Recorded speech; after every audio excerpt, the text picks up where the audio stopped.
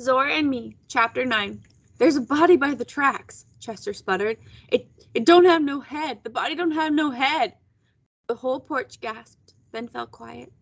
Goose pimples sprung up all over my body, like I had been dipped in ice-cold water. Zora was almost twitching.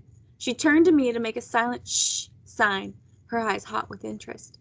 Chester Cools had a small farm not far from the railroad tracks that ran from Jacksonville to Lake Matland and shot along the edge of Eatonville.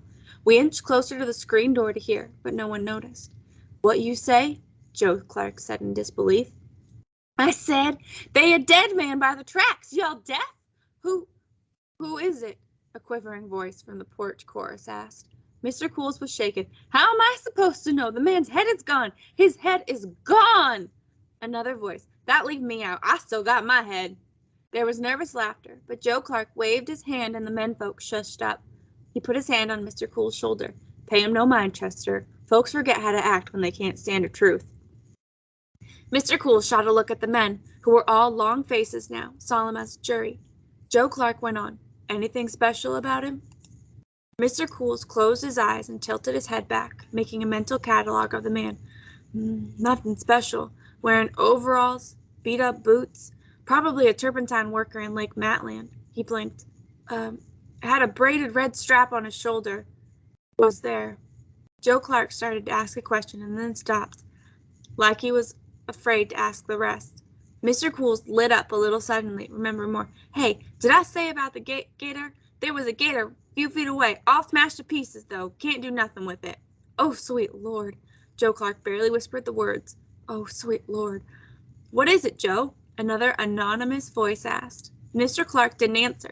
He turned his back on the man and put one hand on the screen door, hanging his head down low.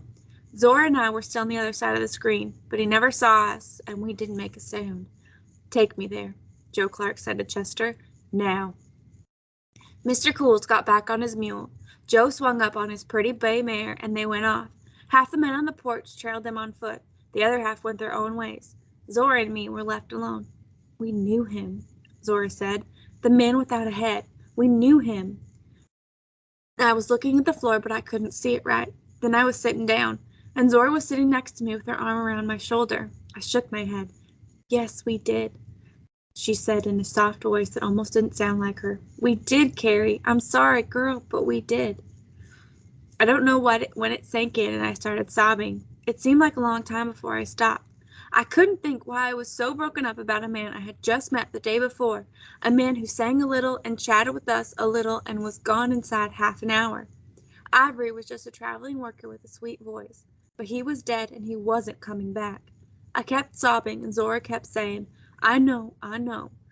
Finally, I stood and wiped my eyes and swallowed hard.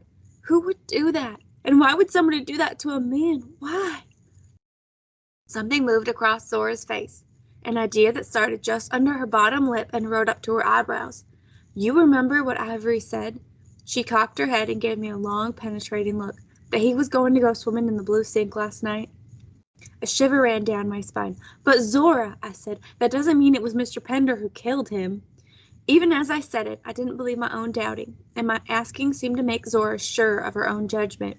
Ain't no regular folks do nothing like we just heard, Carrie. It's not a somebody that cuts off and steals a man's head. It's a something. Only a monster could do what was done to Ivory.